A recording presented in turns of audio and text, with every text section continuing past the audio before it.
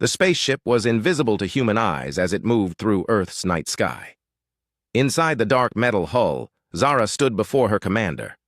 Her real form was tall and thin, with pale blue skin that seemed to glow softly. Her eyes were bright, gold like tiny suns in her face. "Remember your mission," Commander Thane said. His voice was cold and sharp. "Study the humans. Find their weak points. Learn how we can defeat them when we return with our army." Zara nodded. She had trained for this mission her whole life. The Kalians were a proud race. They had conquered 12 worlds already. Earth would be number 13. "These humans are simple creatures," Thane continued. "They fight each other. They are driven by emotions. They should be easy to control." "Yes, sir," Zara replied. "How long do I have?" 2 Earth years. That should be enough time to learn everything we need to know." Zara walked to the biochamber. This machine would change her body to look exactly like a human. The Kalians had been watching Earth for months. They had picked out a perfect identity for her. The woman's name had been Amy Collins. She had lived alone in Denver, Colorado. She had died in a car crash 3 days ago, but the humans had not found her body yet. Zara would take her place. No one would know the difference. The biochamber hummed as it worked. Zara felt her bones, changing, becoming smaller and more fragile. Her skin turned warm and pink. Her golden eyes became brown. Her hair grew longer and turned dark. When the machine finished, she looked in the mirror and saw a completely different person. She practiced, speaking like Amy Collins. She had studied human speech patterns for months. She knew how to smile, how to laugh, how to act sad. All of it was fake, but humans would never know. The ship landed in the mountains outside Denver late at night. Zara stepped out onto Earth, soil for the first time. The air felt thick and wet compared to her home world. She could smell strange things in the wind, trees, flowers, and something else she could not name. She walked down the mountain toward the city lights below. Her new human body felt weak and clumsy. She missed her real strength, but this was the price of the mission. By morning, she had reached Denver. The city was loud and busy. Humans rushed everywhere in their metal vehicles. They walked quickly, on the sidewalks, all heading somewhere important. Zara watched them with interest. They seemed so urgent about everything. She found Amy Collins's apartment, using the address from her stolen identity. The building was old, but clean. Zara used Amy's keys to enter the small space. It had 1 bedroom, a tiny kitchen, and a living room with a couch and television. The real Amy had left behind clothes, books, and pictures. Zara studied everything carefully. She needed to become this person completely. She looked at photos of Amy with friends and family. She read Amy's diary to learn about her personality and habits. The next day, Zara went to the Denver Public Library. Amy Collins had worked there as a research librarian before her death. Zara would take over her job. It was perfect for watching and studying humans. "Amy," called out Mrs. Peterson, the head librarian. She was a round woman with gray hair and kind eyes. "We're so glad you're feeling better. How was your vacation?" Zara smiled. She had prepared for this moment. "It was wonderful, thank you. I'm excited to get back to work." The library was quiet and peaceful. Zara spent her days helping people find books and information. She watched how humans treated each other. Some were kind and patient. Others were rude and angry. She took mental notes about everything she saw.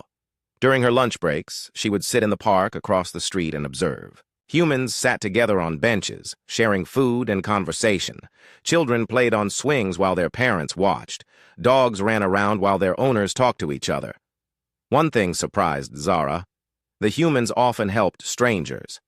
She saw a man help an old woman carry her groceries. She watched a woman give money to a homeless person. She observed teenagers helping a lost child find his mother. This confused her. Why would they help people they did not know? What did they gain from it?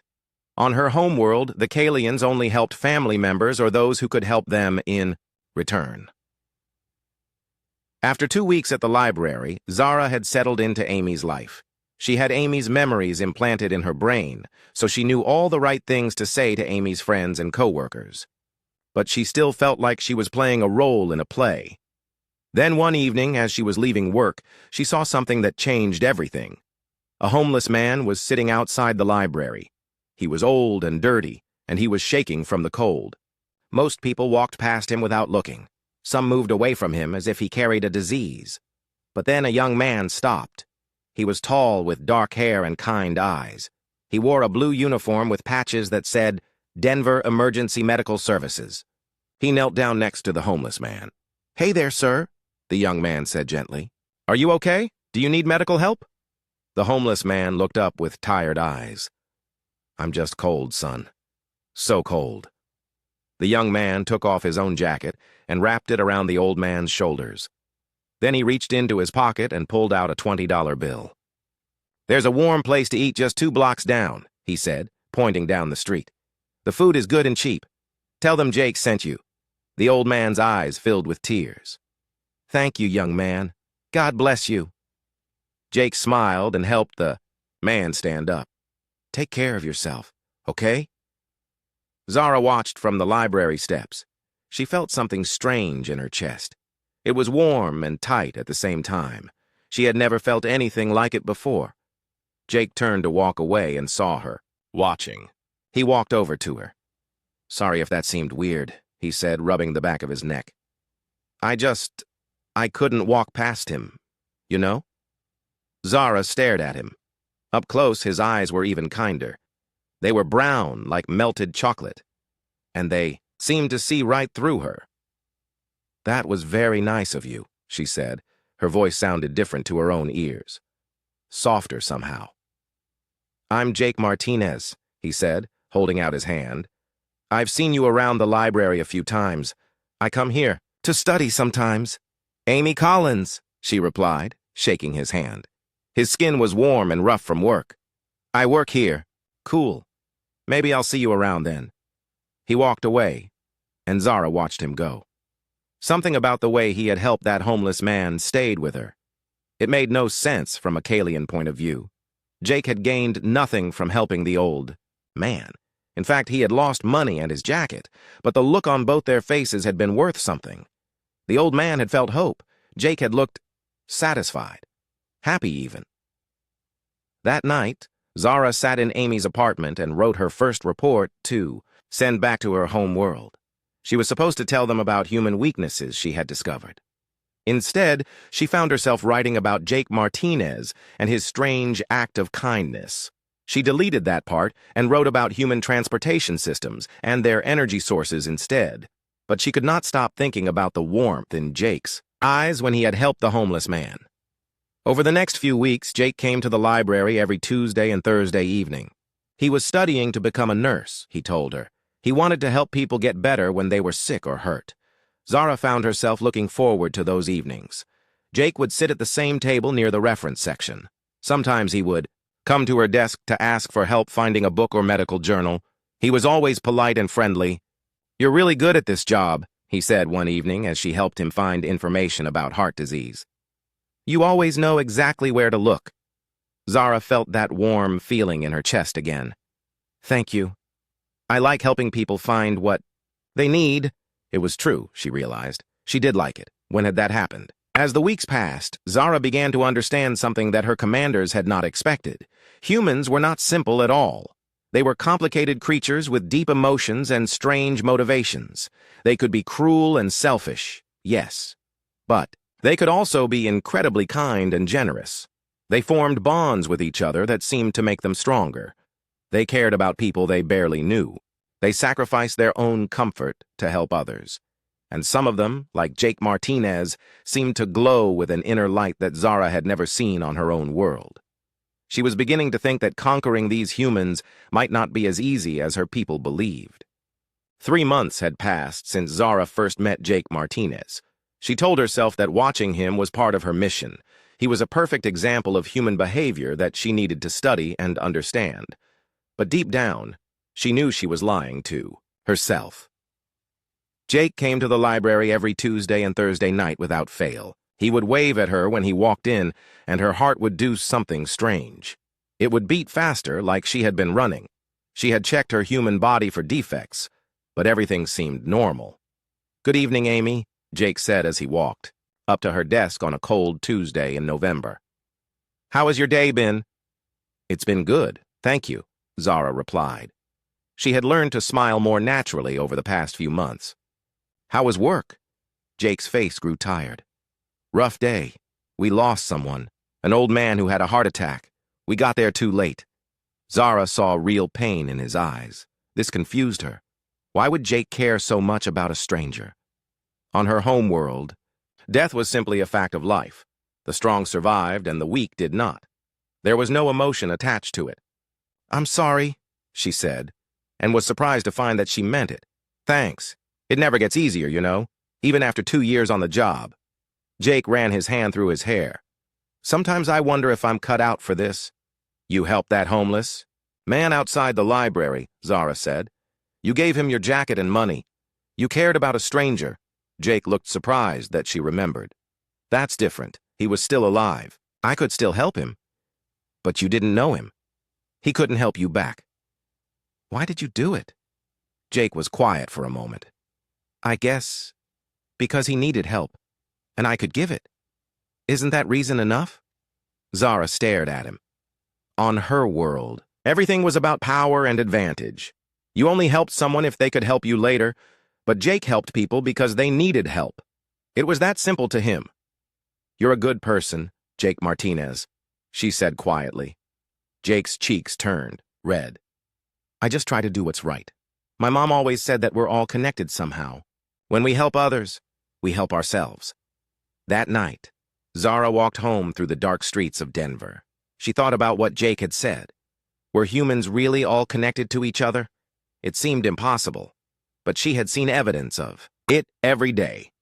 When humans were happy, they wanted to share that happiness with others. When they were sad, other humans would try to comfort them. When one was in danger, others would risk their own safety to help. Zara had never experienced anything like this on her home world. Kalians lived alone most of their lives. They came, together only to mate or to conquer other planets. There was no warmth between them, no caring, but humans seemed to need each other in a way that made them stronger together than apart. The next Thursday, Jake didn't come to the library. Zara found herself checking the door every few minutes, waiting for him to walk in. When closing time came and he still hadn't appeared, she felt something cold and heavy in her stomach. Was he sick? Had something happened to him at work? She realized with shock that she was worried about him. Not because he was useful to her mission, but because she cared what happened to him. This was dangerous. She was not supposed to form attachments to humans. They were the enemy. Her job was to study them, not to care about them. But when Jake appeared the following Tuesday with his arm in a sling, Zara felt relief wash over her like a warm wave. What happened to you? She asked, walking around her desk to get a closer look. Car accident on the way to a call, Jake said with a sheepish smile. Nothing too serious. Just a broken arm. I'll be fine in a few weeks. Does it hurt? Zara reached out to touch his sling, then pulled her hand back. She had almost touched him without thinking. A little. The worst part is not being able to work. I feel useless just sitting around. You're not useless, Zara said quickly. You're healing. That's important too. Jake looked at her with those warm brown eyes. Thanks, Amy. You always know the right thing to say. Over the next few weeks, Jake spent more time at the library since he couldn't work. Zara would take her breaks at the same time, and they would sit together in the small cafe area. They talked about books, about the people who came to the library, about Jake's dreams of becoming a nurse. Why do you want to be a nurse?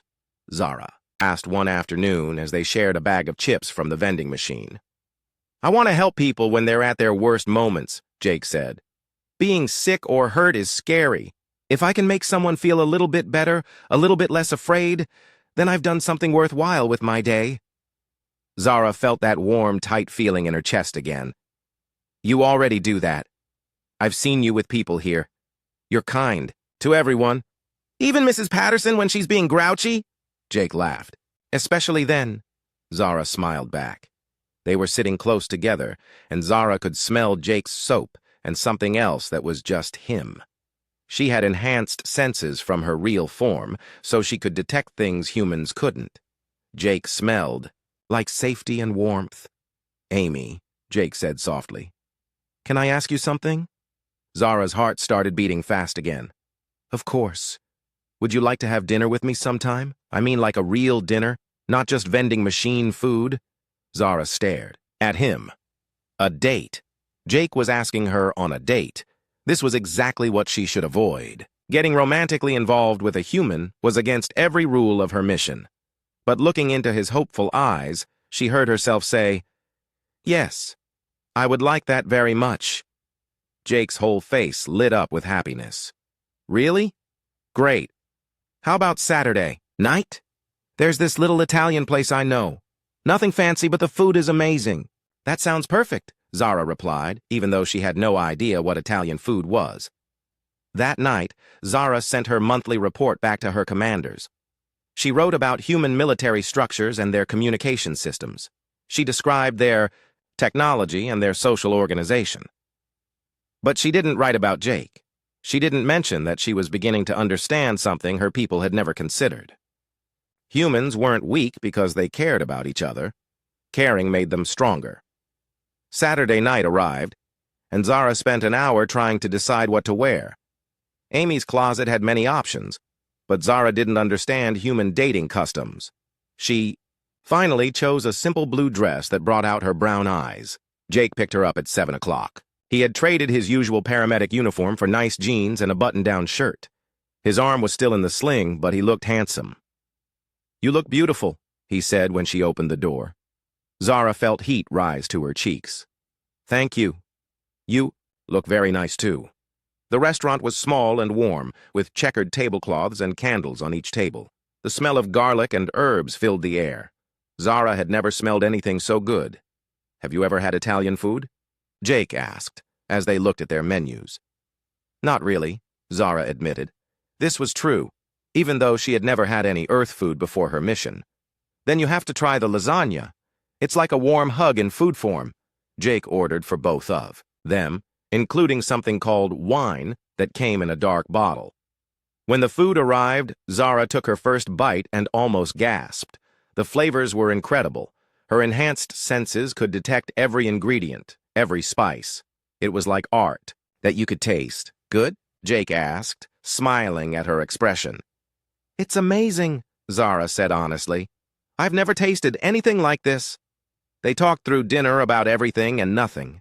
Jake told her about his family in New Mexico, about his childhood dreams, of becoming a superhero, about his favorite movies and books. Zara found herself sharing things too, but she had to be careful. She told him about loving to read, about wanting to travel, about feeling sometimes like she didn't fit in anywhere. "I know that feeling," Jake said.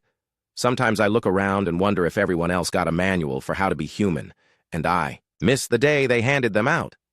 Zara almost choked on her wine. If only he knew how true that was for her. After dinner, Jake walked her back to her apartment. They stood outside her door, neither one wanting the evening to end. "I had a wonderful time tonight," Jake said. "Me too," Zara replied. Jake stepped closer to her. "Amy, can I kiss you?" Zara's heart was pounding so hard she was sure he could hear it. She nodded, not trusting her voice. Jake leaned down and touched his lips to hers. It was soft and gentle, and perfect. Zara felt something break open inside her chest, like a flower blooming in fast motion. When they broke apart, Jake rested his forehead against hers. "I've wanted to do that for weeks," he whispered. "I'm glad you did," Zara whispered back. As she watched him walk away, Zara realized that everything had changed. She was no longer just studying humans. She was falling in love with one, and that terrified her more than any enemy she had ever faced. 2 years had passed since that first kiss outside Zara's apartment. 2 years of learning what it meant to love and be loved by a human. Jake had proposed to her on a warm spring evening in the same park where she used to observe humans during her lunch breaks. He had gotten down on one knee right next to the fountain where children threw pennies and made wishes. "Amy Collins," he had said, his voice shaking with nervousness. "You make me want to be the best version of myself every single day. Will you marry me?" Zara had said yes without hesitation. She knew she was supposed to complete her mission and return to her home world, but she couldn't imagine a life without Jake. She had stopped sending regular reports to her commanders months ago. She told herself she would figure out what to do about that later. Their wedding had been small and beautiful. Jake's family had flown in from New Mexico, and they had welcomed Zara with open arms.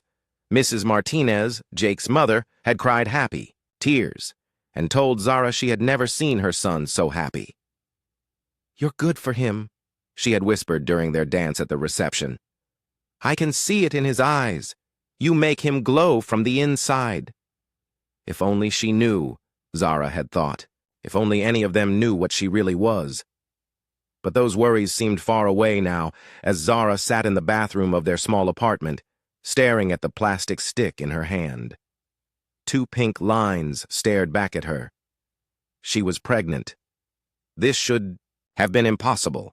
Kalian and human biology were completely different. Her people had studied dozens of species across the galaxy, and crossbreeding had never been successful. Yet here she was, carrying Jake's child. Zara's hands shook as she set the test down on the counter. She had suspected for weeks that something was different. Her enhanced senses had detected changes in her body chemistry. She had been tired and nauseous, especially in the mornings. But she had convinced herself it was just stress from living a double life for so long. Now she knew the truth, and it changed everything. "Amy?" Jake's voice came from the bedroom. "You okay in there? You've been quiet all morning." "I'm fine," Zara called back, trying to keep her voice steady. "I'll be out in a minute." She looked at herself in the mirror. Her reflection showed Amy Collins, the human librarian who had married the love of her life. But underneath that face was Zara, the alien spy who had betrayed her entire species for love. What would Jake say when she told him? How could she explain that their child would be something that had never existed before, half human, half Kalian? What if the baby inherited her alien abilities? What if it looked different? What if it was dangerous? Zara took a deep breath and walked into the bedroom. Jake was getting dressed for work, pulling on his paramedic uniform. He had been promoted to supervisor 6 months ago, and he loved his job more than ever. "Jake," she said quietly, "we need to talk." He turned around, and she saw immediate concern in his eyes. "What's wrong? You look pale." "I'm pregnant." Jake went very still. His eyes widened, and his mouth opened, but no sound came out. For a long moment, they just stared at each other. Then Jake's face broke into the biggest smile she had ever seen. "Really?" he whispered. Zara nodded, and suddenly she was crying. Relief and fear and joy all mixed together until she couldn't tell which emotion was strongest. Jake crossed the room in 2 steps and picked her up, spinning her around in a circle. "We're going to have a baby! Amy, we're going to be parents!" He set her down gently and kissed her forehead, her cheeks, her lips. "This is the best news I've ever gotten in my entire life." Zara held onto him tightly, breathing in his familiar scent. "Are you sure? We didn't plan this. We're not ready." "Hey," Jake said, pulling back to look at her. "We'll figure it out. We love each other, and we'll love this baby. That's all that matters." If only it were that simple, Zara thought. The pregnancy progressed normally at first. Zara went to all her doctor appointments, and Jake came with her to everyone. They saw their baby's heartbeat on the ultrasound screen, and Jake cried happy tears. But Zara was constantly worried. She used her alien abilities to monitor the baby's development, making sure it appeared normal to human medical equipment.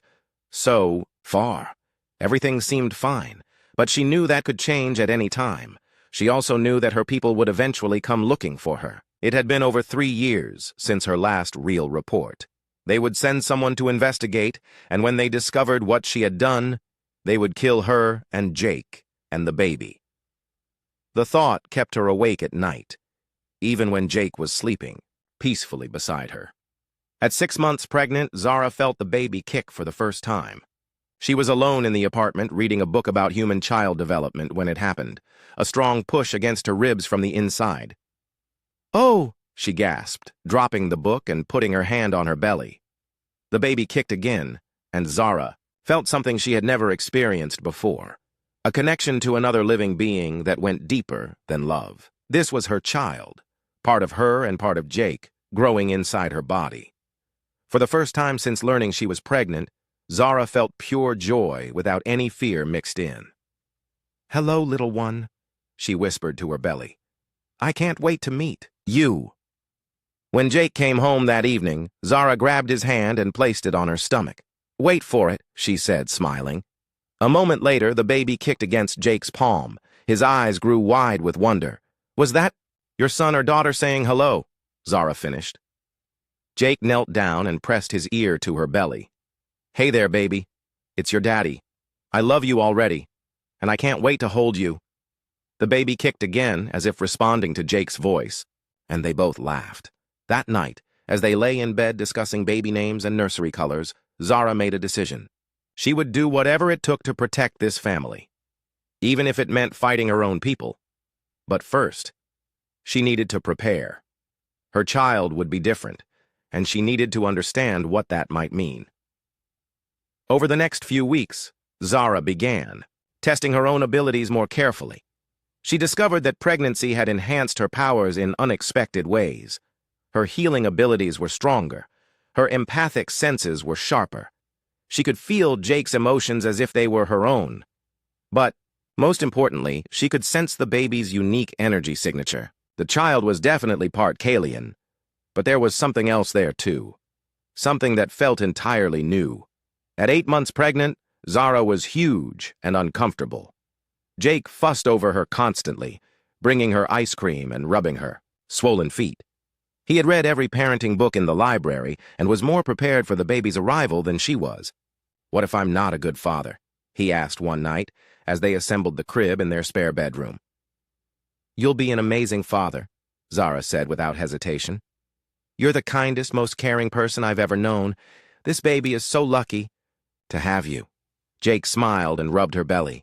"I just want to give them everything.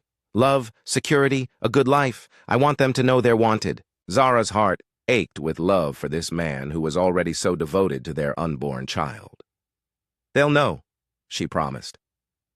Labor started on a Tuesday morning while Zara was reorganizing the children's section at the library. She felt the first contraction and knew immediately that it was time. Mrs. Patterson drove her to the hospital while Jake raced there from work. By the time he arrived, Zara was already in a delivery room, breathing through contractions that came faster and stronger. "I'm here," Jake said, taking her hand. "I'm not going anywhere." Labor lasted 12 hours. It was the most intense pain Zara had ever experienced, even with her enhanced healing abilities working to help her body. But every time she looked at Jake's worried, loving face, she found the strength to keep going. Finally, after one last push, she heard the most beautiful sound in the universe. A baby's cry. "It's a boy," the doctor announced, holding up a small, red-faced, screaming bundle. Zara collapsed back against the pillows, exhausted but relieved. The baby looked completely human. No blue skin, no golden eyes. Just a perfect, normal human. "Baby." The nurse cleaned him off and placed him on Zara's chest. The baby stopped crying immediately and looked up at her with dark eyes that were exactly like Jake's. "Hello, Alex," Zara whispered. They had chosen the name weeks ago. "I'm your mama." Jake was crying openly as he touched their son's tiny hand. "He's perfect, Amy. Look at him. He's absolutely perfect." Alex wrapped his little fingers around Jake's thumb and held on tight. In that moment, Zara knew that she would die before she let anything happen to her family. But as she held her son close, she also noticed things that the human doctors couldn't see. Alex's reflexes were too quick for a newborn. His grip was too strong. And when he looked at her, his eyes seemed too knowing, too aware. Her hybrid child was going to be special in ways that could be wonderful or dangerous. Time would tell which one it would be. Alex was 4 years old now, and every day he showed Zara just how different he was from other human children. He had learned to walk at 8 months, much earlier than normal. By age 2, he was reading chapter books. At 3, he was solving math problems that challenged kids twice his age, but those things were easy to explain away. Jake was proud that their son was so smart. The harder things to hide were Alex's other abilities, like the time he had fallen off his bike and scraped his knee badly. Jake had rushed to get bandages, but by the time he returned, the cut was completely healed. Alex had simply touched it with his small hand, and the skin had knitted itself back together. "That's weird," Jake had said, kneeling down to examine Alex's leg. I could have sworn you were bleeding. Maybe it wasn't as bad as it looked, Zara had said quickly, her heart pounding. Or the time when Alex was 3 and their elderly neighbor Mr. Chen had been crying on his porch. His wife had just died, and he was heartbroken. Alex had walked over to him and placed his tiny hand on the old man's arm. Don't be sad, Alex had said in his soft voice. She's not really gone. She's still here in your heart. Mr. Chen had stopped crying immediately.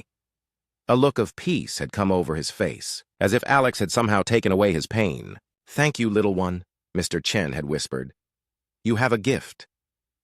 Jake had assumed it was just coincidence, but Zara knew better. Alex could sense other people's emotions and somehow make them feel better. It was a Kalian ability, but she had never seen it work so strongly in someone so young. The most frightening incident had happened just last week. Alex had been playing in the backyard when a neighbor's dog had gotten loose. It was a large, aggressive animal that had bitten people before. The dog had charged toward Alex, barking and showing its teeth. Zara had been watching from the kitchen window and had started to run outside, but she was too far away. Then something incredible had happened. Alex had looked at the dog and said, "Stop! Sit!" The dog had immediately stopped running. It had sat down and wagged its tail, suddenly calm and friendly. Alex had petted the animal like it was his own pet. By the time Zara reached them, the dog's owner was apologizing and putting a leash on his suddenly well-behaved animal. I don't understand, the man had said. Max is never that calm with strangers. It's like your son has some kind of magic touch. That night, after Jake had gone to bed, Zara had sat down with Alex in his room. Alex, she had said carefully, can you tell me what happened with that dog today? Alex had looked up at her with his dark eyes that were so much like Jake's, but somehow older and wiser than they should be. He was scared, Alex had said. So, I helped him not be scared anymore. How did you do that? Alex had tilted his head, thinking. I just asked him to be calm. And he was. Zara's heart had raced. Alex could influence minds, just like adult Kalians could. But he was only 4 years old. His powers were already stronger than hers had been at twice his age. Alex, this is very important, she had said, taking his small hands in hers. You can't tell anyone about this, okay? Not Daddy, not your friends, not anyone. Why not? Alex had asked. Because some people might not understand. They might be scared of you, and we don't want that. Alex had nodded seriously. Okay, Mama. It's our secret. Now, as Zara watched Alex playing with his toys in the living room, she wondered how much longer she could keep his abilities hidden. Jake was starting to notice things too. He wasn't stupid, and Alex was getting harder to explain away. The doorbell rang, interrupting her worried thoughts. Zara looked through the peephole and saw a woman she didn't recognize. She was tall and thin, with pale skin and platinum blonde hair. Something about her made Zara's Kalian senses tingle with warning. Can I help you? Zara asked through the closed door. Hi there, the woman said with a bright smile. I'm Lisa Brooks. I just moved in across the street. I was hoping to introduce myself to the neighbors. Zara hesitated. The woman seemed normal enough, but something felt wrong. Her smile was too perfect, her posture too controlled, but she couldn't be rude to a new neighbor without a good reason. Zara opened the door, keeping the chain lock in place. Nice to meet you, Lisa. I'm Amy Martinez. Lisa's eyes seemed to study every detail of Zara's face. Martinez? Are you married to that handsome paramedic who lives here? Yes, that's my husband, Jake. And is that your little boy I've seen playing? In the yard? He's adorable. Zara's protective instincts flared. She didn't like this woman asking about Alex. Yes, that's our son, Alex. Listen, I'm sorry, but this isn't a good time. I'm making dinner. Of course, Lisa said, still smiling that too-perfect smile. Maybe we can talk more later. I'd love to get to know you better. After Lisa left, Zara watched from her window as the woman walked across the street to a house that had been empty for months. When had she moved in? Zara was sure she would have noticed moving trucks or new neighbors. That evening at dinner, Zara was quiet and distracted. Everything okay? Jake asked. You seem worried about something. A new neighbor came by today, Zara said. Something felt off about her. Off how? Zara struggled to put her feelings into words. I don't know. She asked a lot of questions about you and Alex. It felt like more than just friendly curiosity. Jake reached over and squeezed her hand. You're probably just being protective. It's natural for a mom to be cautious about strangers. But Zara's worry grew over the next few days. She noticed Lisa watching their house from her window. She saw the woman walking past their yard whenever Alex was outside playing. And there was something else. Lisa moved wrong. Her walk was too fluid, too controlled. She held herself like a trained fighter, not like a normal human woman. 3 days later, Zara's worst fears were confirmed. She was at the library when her phone buzzed with a text message from an unknown number. We need to talk. Meet me at the park on 5th Street in 1 hour. Come alone. A friend from home. Zara's blood turned to ice. A friend from home could only mean one thing. Someone from her home world had found her. She told Mrs. Peterson she was feeling sick and needed to go home early. Then she drove to the park with her heart pounding. Lisa was waiting for her on a bench near the playground. But now she looked different. Her human disguise was perfect, but Zara could see through it with her enhanced senses. She could see the truth underneath. This woman was Kalian. Hello, Zara, Lisa said as she approached. It's been a long time. Zara sat down on the opposite end of the bench, keeping as much distance as possible. Commander Vex, she said quietly. I should have known they would send you. You should have known they would send someone eventually. Did you really think you could just disappear and we wouldn't notice? What do you want? Vex smiled, but there was no warmth in it. I want to know why our best spy has gone completely silent for over 3 years. I want to know why you've been living like one of these humans instead of completing your mission. My mission is complete, Zara lied. I've learned everything there is to know about them. Have you? Vex leaned closer. Then why haven't you sent your final report? Why haven't you returned home? Zara said nothing. I've been watching you, Zara. I've seen your human husband. I've seen your child. The way Vex said the word child made Zara's skin crawl. He's just part of my cover, Zara said desperately. I had to blend in completely. Vex laughed, a cold sound that made nearby birds fly away. Don't lie to me. I can smell the emotional attachment all over you. You've gone native, haven't you? You actually care about these humans. Zara met her eyes steadily. They're not what we thought they were. They're not weak. They're not easy to conquer. No, Vex said, standing up. You're not weak. You've become weak. And weakness is contagious. Vex walked around the bench until she was standing behind Zara. Here's what's going to happen, she said softly. You're going to complete your original mission.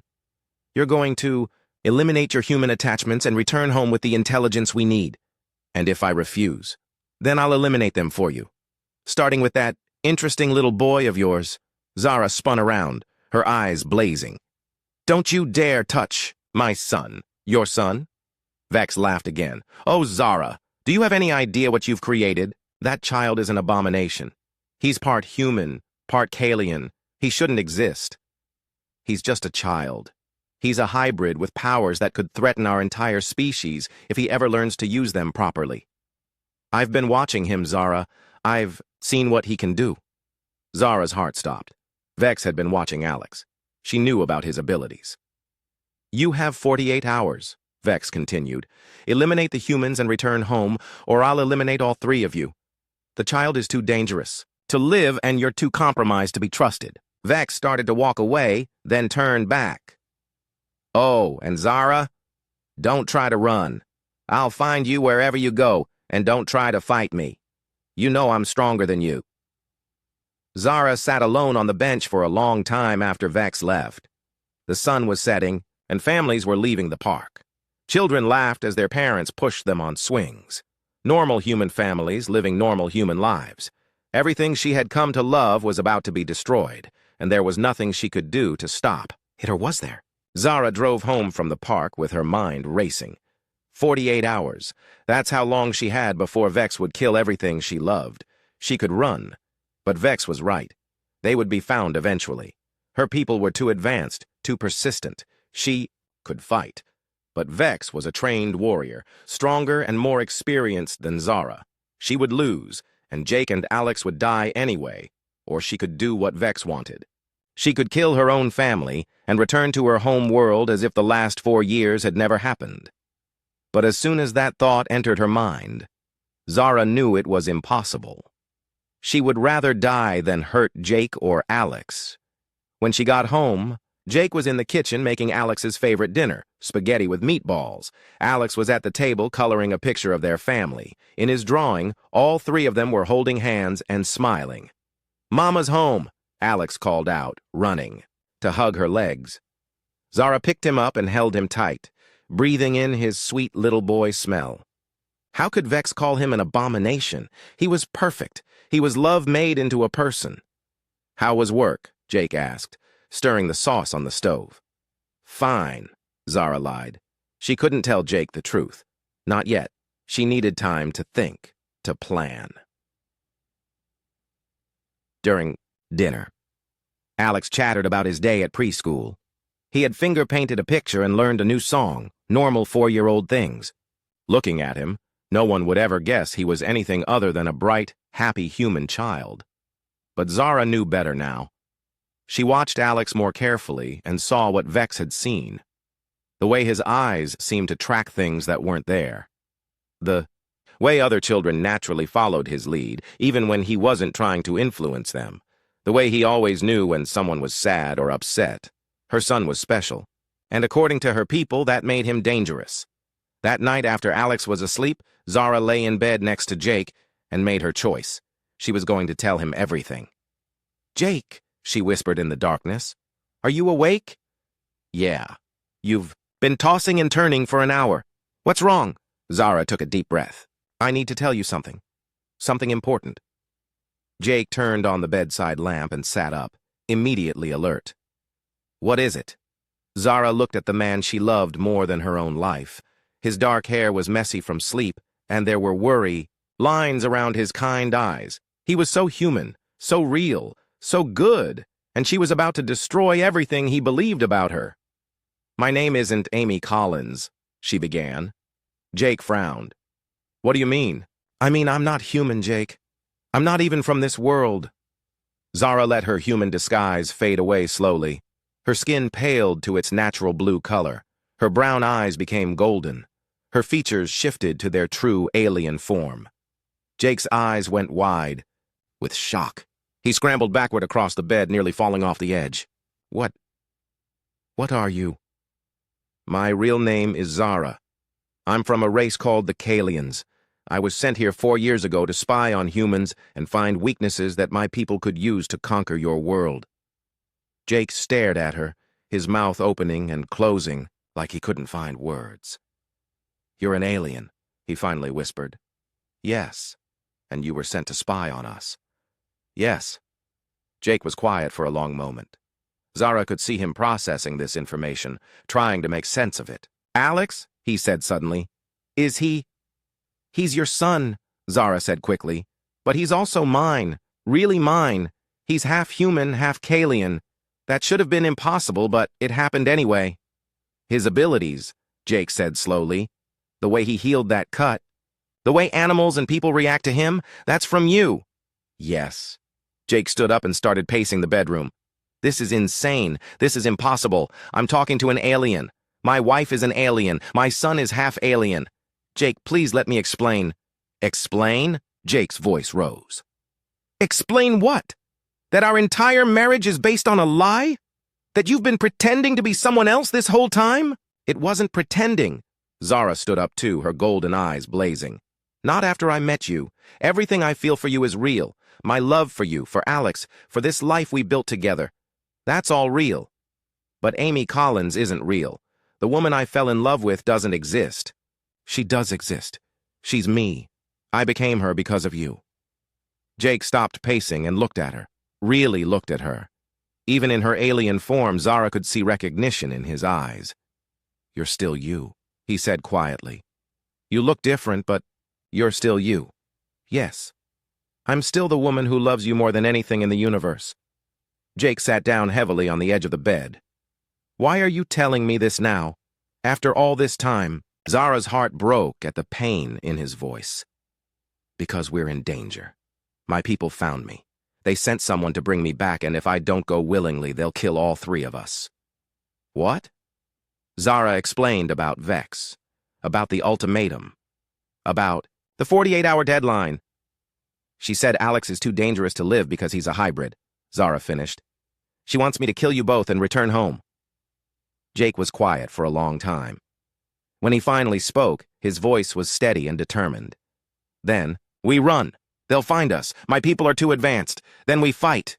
We can't win. They watched Alex score a goal and celebrate with his teammates. His friends surrounded him with hugs and laughter, drawn to his natural warmth and kindness. He's going to change the world someday, Jake said. He already has, Zara replied. He changed ours. As the sun set over Denver, the family that should never have existed but somehow did walked home together. An alien spy, a human paramedic, and their impossible son who had saved them all. Love had won, and the universe was a better place because of it. Then what do you suggest? Zara looked at the floor. I don't know. I've been trying to figure that out all evening. Jake reached out and took her hand. His skin was warm against her cooler alien flesh. We'll figure it out together, he said. That's what families do. Zara looked up at him in amazement. You're not leaving me? Leave you? Amy. Zara. Whatever your name is, you're my wife. You're the mother of my child. I don't care if you're from Mars or the moon or another galaxy. I love you. Tears rolled down Zara's face. Even knowing what I am? What I did? You came here to spy on us, but you chose us instead. You chose love over duty. That tells me everything I need to know about who you really are. They spent the rest of the night planning. They would take Alex and disappear, change their names, move somewhere remote, live off the grid. It wasn't perfect, but it was better than dying. But their plans fell apart the next morning. Alex was playing in the backyard when Vex appeared. She didn't bother with her human disguise this time. She stood in her true Kalian form, tall and imposing and clearly alien. Hello, little one, she said to Alex. Alex looked up from his toy trucks. You're like Mama, he said with a 4-year-old's simple honesty. Yes, I am. And you're like both your parents, aren't you? That makes you very special. Zara and Jake rushed outside when they heard voices. Get away from him, Zara snarled. I'm not going to hurt him, Vex said calmly. I'm just curious about him. A hybrid child. I've never seen one before. Alex walked over to Vex without fear. You're sad, he said, placing his small hand on her arm. Why are you sad?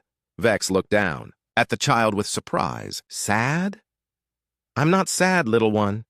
Yes, you are. You're sad and angry and scared all at the same time. It hurts, doesn't it? For a moment, Vex's expression softened. Alex's empathic abilities were working on her, just like they worked on everyone else. But then she shook her head and stepped back. Impressive, she said to Zara. His powers are already stronger than yours. Imagine what he could do when he grows up. He's just a child, Jake said, moving protectively in front of Alex. He's an unknown variable, Vex replied. And unknown variables are eliminated. She raised her hand, energy beginning to glow around her fingers. That's when Alex's true power revealed itself. Stop, the 4-year-old said in a voice that carried impossible authority. Vex froze. The energy around her hand flickered and died. You won't hurt my mama and daddy, Alex continued, his dark eyes suddenly blazing with golden light. You'll go away and leave us alone. Vex struggled against the mental compulsion, but she couldn't move. Alex's hybrid nature had given him abilities that even adult Kalians couldn't resist. That's impossible, Vex gasped. No child should be that strong.